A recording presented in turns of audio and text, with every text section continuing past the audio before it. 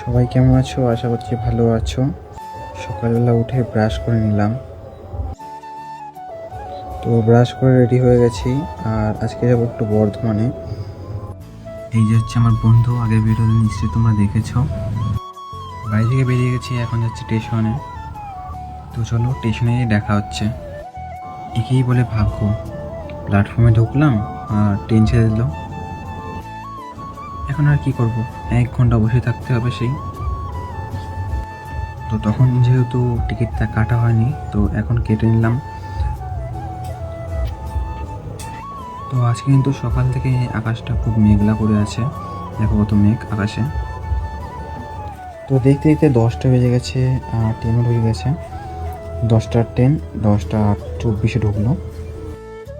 তো ট্রেনে বসে পড়েছি। চাচা স্টেশন পার করে বর্ধমানের দিকে চললাম। বর্ধমানে ঢুকে গেছি, আর একটুখানি আছে।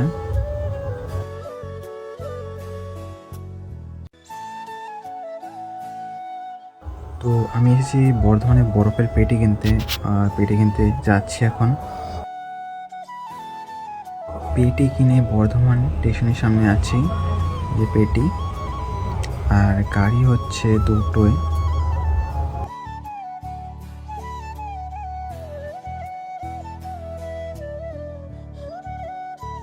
বর্ধমান থেকে বেরিয়ে পড়েছি, এখন যাচ্ছি বাড়ির দিকে।